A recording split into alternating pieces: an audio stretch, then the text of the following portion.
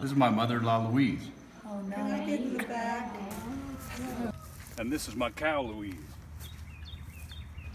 And this is Farm to Brookdale.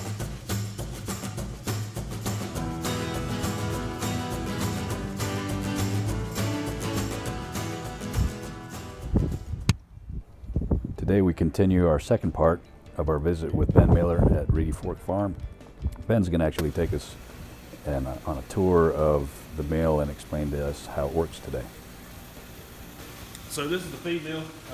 We grind all of our feed through here. We have a computer system over here that controls everything with the feed mill. So we've got rations preset in there, and the whole mill is on weigh bars, so it will electronically weigh out ingredients according to what the computer tells it to weigh out.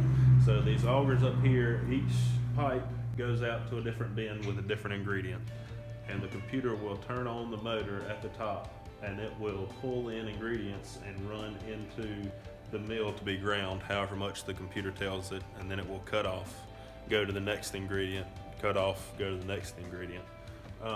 There are a few things where we don't have enough bin space to hold some things, like alfalfa pellets and oregonite and different minerals and stuff like that, so we still have to dump those in by hand.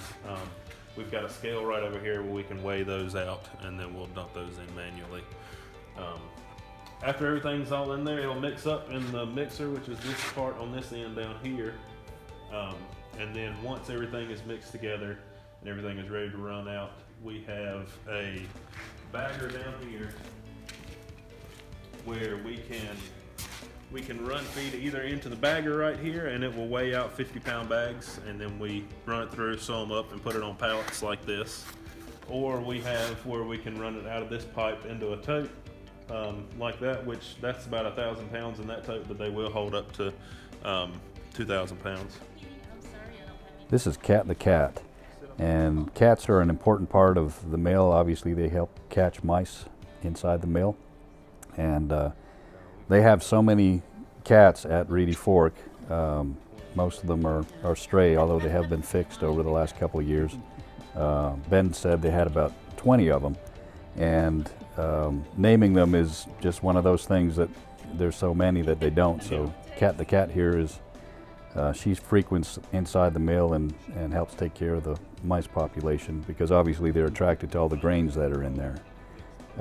She's pretty friendly. She doesn't like to be picked up, but Ben said that she does a pretty good job keeping the mice at bay in there. Every couple months we'll go up to Reedy Fork and get a 1,000-pound tote of organic soy-free chicken feed, and this is how it gets loaded onto the truck. They sell them in 2,000-pound totes as well, but as you'll see, our container that we keep it in, that's rodent proof, it just does not have the capacity for 2,000 pounds. It just barely fits in there. And for the 1,000-pound tote, and it works out pretty good for us.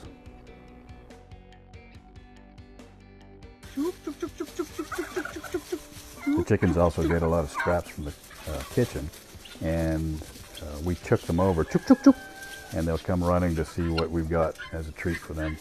And it can range anywhere from old bread to leftovers from fermented wine like we're feeding them here.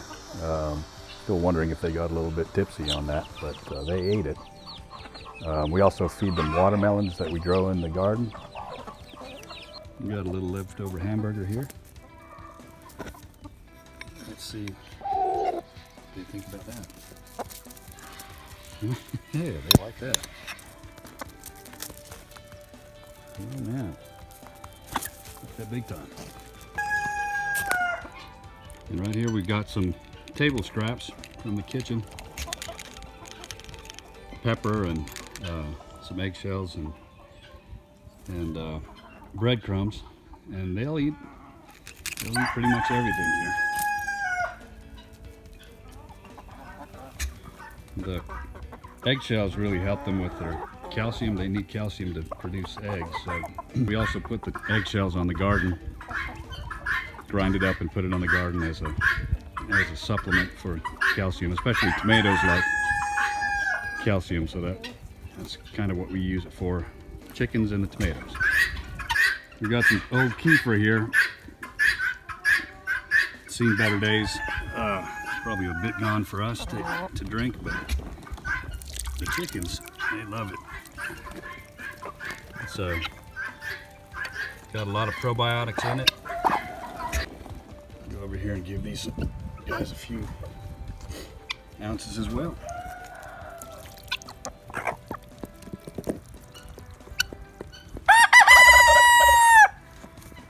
One thing people may not know is chickens actually are omnivores, and they eat both vegetables, grains, anything like that, and as you can see here, they love them a tasty mouse.